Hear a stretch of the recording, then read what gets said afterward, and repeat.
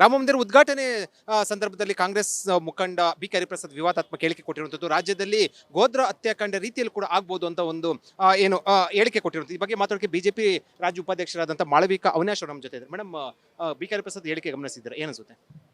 ನೋಡಿ, ಈ ಥರ ವಿಪರೀತವಾದ ಹೇಳಿಕೆಗಳನ್ನು ಕಾಂಗ್ರೆಸ್ ನಾಯಕರು ಹತಾಶ ಮನೋಭಾವದಿಂದ ಕೊಡ್ತಾ ಇದ್ದಾರೆ.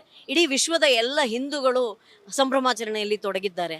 5 ಶತಮಾನಗಳ ತ್ಯಾಗ, ಹೋರಾಟ, ಬಲಿದಾನ, ಕಾನೂನು ಸಮರ ಇವೆಲ್ಲದರ ನಂತರ ಜನವರಿ 22ನೇ ತಾರೀಕು ವಿಶ್ವದ ಎಲ್ಲ ಹಿಂದೂಗಳ ಕನಸು ಸಾಕಾರವಾಗ್ತಾ ಇದೆ. ಅಯೋಧ್ಯೆ ರಾಮ ಜನ್ಮಭೂಮಿಯಲ್ಲಿ ರಾಮ್ಲಲ್ಲಾನ ಪ್ರತಿಷ್ಠಾಪನೆ ಆಗಲಿದೆ. ಇದನ್ನು ಸಹಿಸಲಾರದೆ ಈ ರೀತಿಯ ವಿಪರೀತವಾದ ಹೇಳಿಕೆಗಳನ್ನ ಕೊಡ್ತಾ ಇದ್ದಾರೆ. ಜೊತೆಗೆ ಭಯದ ವಾತಾವರಣವನ್ನು ಹಿಂದೂಗಳಿಗೆ ಖಂಡಿತ ಕರ್ನಾಟಕದಲ್ಲಿ ಕಾಂಗ್ರೆಸ್ ಸರ್ಕಾರ ನಿರ್ಮಿಸಿದೆ. ಈಗಾಗಲೇ ಯಾವ ಶ್ರೀಕಾಂತ್ ಪೂಜಾರಿಯನ್ನ 31 ವರ್ಷಗಳ ನಂತರ ಅಗದು ತೆಗೆದು ಅವರು ಕೇಸನ್ನ ಬಂಧಿಸಿದ್ದಾರೆ, ಇದೇ ಅದಕ್ಕೆ ಸಾಕ್ಷಿ. ಹಾಗಾಗಿ ಕರ್ನಾಟಕದ ಹಿಂದೂಗಳಿಗೆ ರಕ್ಷಣೆ ಬೇಕು.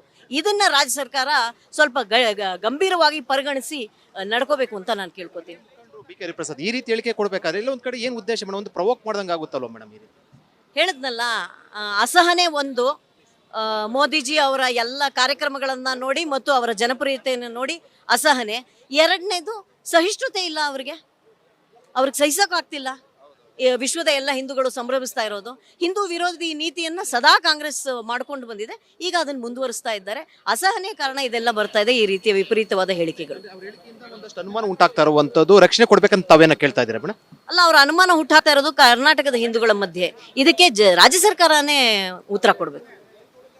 ಮಾಳವಿಕಾ ಅವಿನಾಶ್ ಅವರ ಹೇಳಿಕೆ, ಅವ್ರು ಹೇಳ್ತಾ ಇರುವಂತದ್ದು ಏನು ಹಿಂದೂ ರಕ್ಷಣೆ ಕೊಡಬೇಕಂತ ಹೇಳಿರುವಂತದ್ದು, ಜೊತೆಗೆ ಒಂದಷ್ಟು ಅನುಮಾನ ಕೂಡ ವ್ಯಕ್ತಪಡಿಸುವಂತ ಬಿ ಕೆ ಹರಿಪ್ರಸಾದ್ ಹೇಳಿಕೆ ಸಂಬಂಧಪಟ್ಟಂತೆ. ಕ್ಯಾಮರಾ ಪರ್ಸನ್ ಮಧು ಜೊತೆ ವಿಜಯ್ ಜನ, ರಿಪಬ್ಲಿಕ್ ಟಿವಿ, ಬೆಂಗಳೂರು.